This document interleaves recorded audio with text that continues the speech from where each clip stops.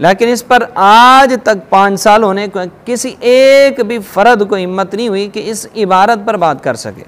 वो आपस में लड़ मड़ रहे हैं, अपनी तरफ से मसाइल घड़ रहे हैं।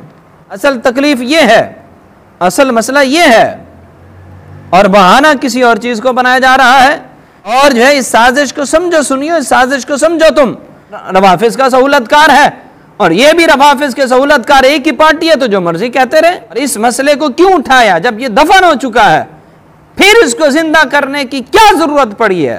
हज़रात इकराम, आज के इस माहौल के अंदर जब एक तरफ ख़त्म नबूवत का मामला चल रहा है कादियानियों के साथ, और वतन अज़ीज़ पाकिस्तान की सूरत हाल भी आपके सामने है, ऐसे में एक बहुत पुराने इशू को फिर से हाईलाइट करने की कुछ लोगों की तरफ से कोशिश की गई है। वो ख़ुद को पीर भी कहलाते हैं, सैयद ज़ादे भी हैं, तो इसलिए उनका एहतराम भी लाजमी है।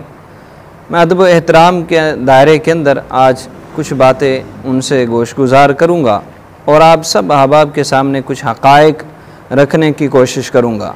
आप सब अहबाब से गुजारिश है कि इस गुफ्तगू को मुकम्मल समाअत फरमाइएगा, और जो है जिन्होंने चैनल को सब्सक्राइब नहीं किया वो चैनल को भी ज़रूर सब्सक्राइब कर लें।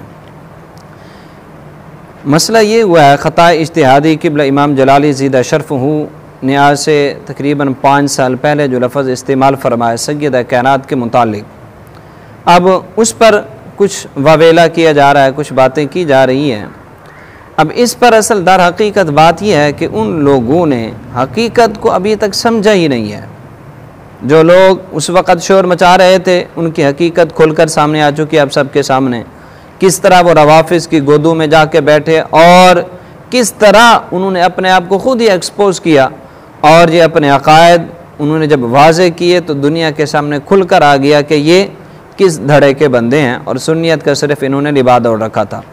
असल जो मसला था ये तस्फ़िया माबैन सुन्नी व शिया, ये किताब पीर मेहर अली शाह रहमहुल्लाह ताला की है, आला हज़रत गोलड़वी की है। अब किस में हिम्मत है जो इस पर बात करे, चूँकि इमाम जलाली किसी पीर का बेटा नहीं है, उनका बाप उनका वालिद कोई बड़ा पीर नहीं है, तो उनके ख़िलाफ़ जो मर्ज़ी मुँह उठा के बोल ले, तो इनके ख़िलाफ़ कौन बोले? दर हकीकत बात तो इस किताब की है और इस इबारत की है, लेकिन इस पर आज तक 5 साल होने को किसी एक भी फ़र्द को हिम्मत नहीं हुई कि इस इबारत पर बात कर सके। और ये मैं उन शाह साहब से भी गुजारिश करूँगा, पीर सैयद करामत अली शाह साहब बुखारी आस्ताना अलीपुर सादा शरीफ वाले, मैं उनसे कहूँगा कि हज़रत ज़रा इस इबारत का मफ़हूम हमें समझा दें। इस पर पीर मेहर अली शाह साहब लिखते हैं कि इस मौजू पर एक और दलील जो फ़रीक़ मुखालिफ की तरफ से दी जाती है वो ये है कि अल्लाह ताला ने बमूजब आयत ततहीर अहले बैत अलैहिम रिदवान को पाक गर्दाना है, लिहाजा सय्यदतुन निसा रज़ियल्लाहु ताला अन्हा फ़िदक का दावा करते हुए किसी नाजायज़ अमर की मुर्तकिब नहीं हो सकती। इस दलील का तफसीली जवाब आगे चलकर आयत ततहीर की फसल में दिया जाएगा। यहाँ इतना कह देना काफ़ी है कि आयत ततहीर का मतलब, अब इस समझाना है ये बात है कि आयत ततहीर का मतलब हरगिज़ ये नहीं कि ये पाक गिरो मासूम है और उनसे किसी किस्म की भी ख़ता का सरज़द होना नामुमकिन है। और आगे फरमाते इसका मतलब ये, अगर बतक़ाज़ाए बशरियत उनसे कोई ख़ता सरज़द हो भी तो वो अफ़्व ततहीर इलाही में दाखिल होगी। ये दूसरे लफ्ज़ भी हैं कि कोई ख़ता सरज़द हो भी तो, अब ये भी समझाना है। अब ये इसका सफ़ा नंबर 45 है, और इसी तरह सफ़ा नंबर 53 पर फिर फरमाते हैं आयत ततहीर का ये मतलब नहीं कि ये पाक गिरो मासूम हैं और सुदूर ख़ता उनसे नामुमकिन है। अब यहाँ पर इस इबारत को आपने समझाना है, लेकिन किसी में हिम्मत नहीं है जो ये इबारत समझा सके, ये कभी नहीं, वरना क्योंकि समझाएंगे तो वो लफ्ज़ कहने पड़ेंगे। और पीर साहब ने जो बात कही, मैं पीर साहब से इस तरह गुजारिश करूँगा कि बोले शाह जी हुजूर आपके ही उस्ताद मोहतरम मुफ्ती इस्लाम वली कामिल जिनकी विलायत में किसी को भी शक नहीं, सूफी बासफ़ा और बाअमल आलिम दीन, बुजुर्ग आलिम दीन मुफ्ती अब्दुल लतीफ़ जलाली रहमहुल्लाह ताला, आपने इसी मौजू पर गुफ्तगू करते हुए फरमाया था। मैं उनके लफ्ज़ हूबहू पढ़ के सुना रहा हूँ। अगर किसी ने वो क्लिप देखना हो तो नेट पर वो क्लिप मौजूद है, वो आप खुद पूरा क्लिप भी समाअत फरमा सकते हैं। आप फरमाते हैं इनके ज़रिए, यानी डॉक्टर साहब की बात करते हुए फरमाते हैं इनके ज़रिए मज़हब हक़ वाज़े हुआ है। मसला इत्यादी ख़ता पर ही गुफ्तगू कर रहे हैं, डॉक्टर साहब के मुतालिक ही गुफ्तगू करते हुए फरमा रहे हैं इनके ज़रिए, यानी डॉक्टर साहब के ज़रिए मज़हब हक़ वाज़े हुआ है। पूरी दुनिया में, सिर्फ इर्द गिर्द नहीं, पाकिस्तान नहीं, फरमाते पूरी दुनिया में वाज़े हुआ है। और फरमाते मुझे खुशी हुई है, एक गिरोह के सर झुक गए हैं। ये वो इरफान से और ये सारे ग्रुप जो है जिन्होंने उस वक्त तूफान बदतमीजी बर्पा किया था, उनकी बात कर रहे हैं। फरमाते उस गिरोह के सर झुक गए हैं, वो आपस में लड़ मर रहे हैं। और आगे फरमाते हैं ये इस बात की दलील है कि खुदा अपने दीन को बेयारो मददगार नहीं छोड़ेगा। ऐसी आवाज आती रहेगी जिससे हक वाज़े होता रहेगा, और इनकी आवाज से हक वाज़े हो रहा है। इनके आप फिर डॉक्टर साहब की बात करते हैं, फरमाते हैं ऐसी आवाजें आती रहेंगी, हक बात वाज़े होती रहेगी, अल्लाह पाक ऐसे रिजाल पैदा फरमाता रहेगा। और फरमाते हैं डॉक्टर साहब की आवाज से भी हक वाज़े हुआ है, और लोगों ने अपनी तरफ से मसाइल घड़ रखे हैं, अपनी तरफ से घड़े हुए हैं। खता इज्तिहादी भी जो है वैसा मसला है। फ़कीर डॉक्टर साहब के साथ मुत्तफ़िक़ है, डॉक्टर साहब के साथ मुत्तफ़िक़ है। ये आपके उस्ताद साहब हैं, मैं किसी और की बात नहीं करता। और आपने जो जुमले इरशाद फरमाए, वो जुमले भी जो है ना बड़े ऐसे हैं कि अभी आपने सोशल मीडिया पे, मुझे हैरत है, इस मुल्क के अंदर सैयदना उस्मान गनी रज़ी अल्लाह तआला अन्हु की गुस्ताखी हुई, आप खामोश रहे।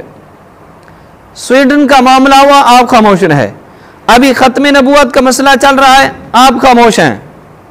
दीगर कितने मसाइल खड़े हुए, रवाफिज के तरफ से कितना तूफान बदतमीजी खड़ा हुआ सहाबा के खिलाफ, लेकिन आप खामोश। और अब आपको पता नहीं कैसी तकलीफ हुई है और कहां से हुई है कि आपने जो है वो सोशल मीडिया पे लिख डाला, सैयदा पाक का धुतकारा हुआ। आपके पास कौन सी दलील है? इल्म गैब रखती हैं? सैयदा कायनात का अगर धुतकारा हुआ होता तो कम अज कम मुफ्ती अब्दुल लतीफ जलाली जैसा बंदा जो इंच भर भी कंप्रोमाइज करने वाला नहीं है, वो आपके उस्ताद हैं, आप तो बेहतर जानते हैं, वो कभी ना साथ खड़े होते। बरेली शरीफ से कभी भी हक में फतवा ना आता, नेपाल के मुफ्ती आजम कभी भी हक में फतवा ना देते, और कितने मुफ्तियान किराम ने फतवा जात दिए। और आपको बात अभी भी समझ नहीं आ रही, आपको मसला अभी भी समझ नहीं आ रहा। वजह क्या है, क्यों नहीं आ रहा आपको समझ ये बात? इसलिए कि कहीं डोरे कहीं और से तो नहीं हिल रही। मुझे ये खबर ये भी पहुंची है आपके करीबी साथी की तरफ से कि आपको डॉक्टर साहब से मसला आज से नहीं है, आपको डॉक्टर साहब से मसला उस वक़्त से है जब डॉक्टर साहब ने शान अमीर मुआविया रज़ियल्लाहु तआला अन्हु सेमिनार किया था।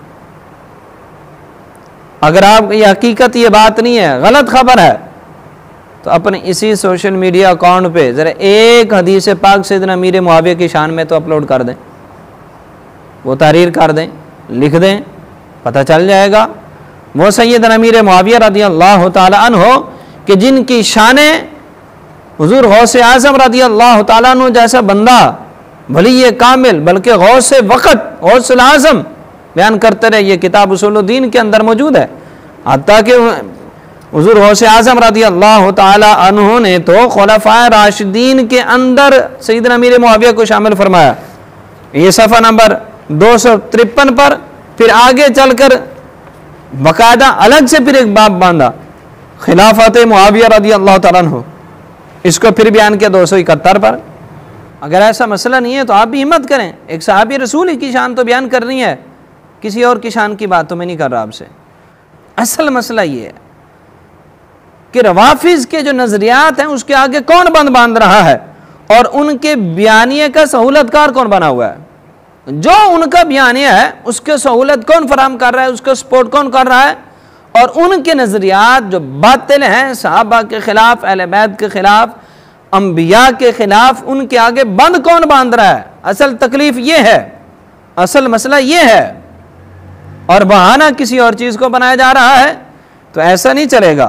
तो सुन्नियों से भी मेरी गुजारिश है कि सुन्नियों ज़रा होश करो, जागो, और जो है इस साजिश को समझो। सुनियो, इस साजिश को समझो तुम कि इन रवाफिज की बोली बोलने वाले ये पीर किधर जा रहे हैं, और तुम इन्हीं के हाथों पर फिर बैत और इन्हीं के पास क्यों?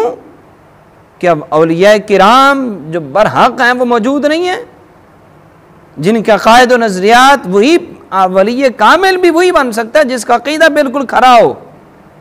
जिसका अकीदा ठीक ना हो, उसका ईमान ठीक नहीं रहता, तो वली तो दूर की बात है।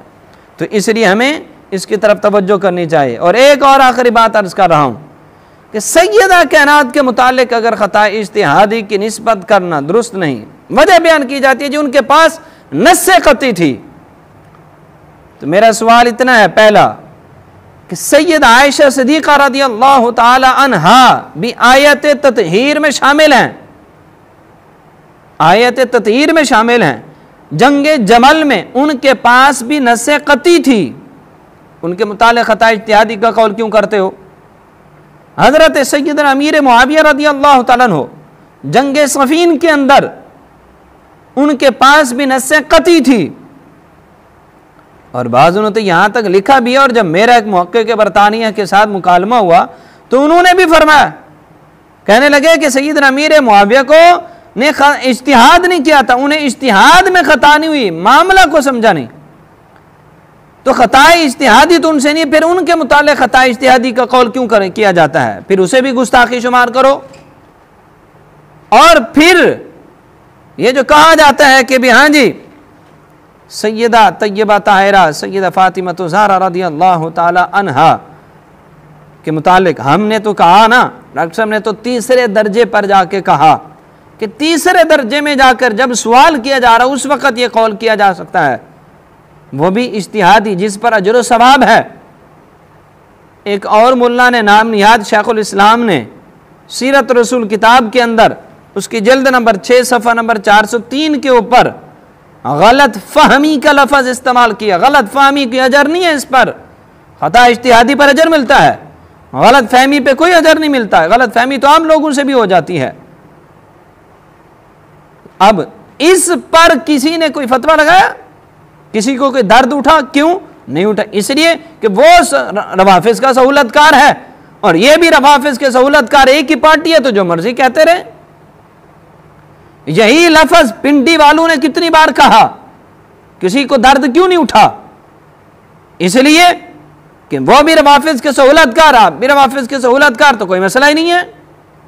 तो इसलिए सुनियो, जागो, देखो कौन रवाफिज का सहूलतकार बना हुआ है। ये इसलिए जरा ऐसों से बचें जो अकीदा अहले सुन्नत पे डट के खड़ा हुआ है, जिसका अकीदा खरा है उसके हाथ पे हाथ दें और उसके दामन से वाबस्ता हों, और उन्हीं के दामन से वाबस्ता होंगे तो ही कामयाबी और फ़वायद हासिल होंगे। तो मैं पीर साहब से फिर बादब गुजारिश करूँगा कि शाहजी हुजूर इस पर गौर व फिक्र करें, जरा इसका जवाब दें।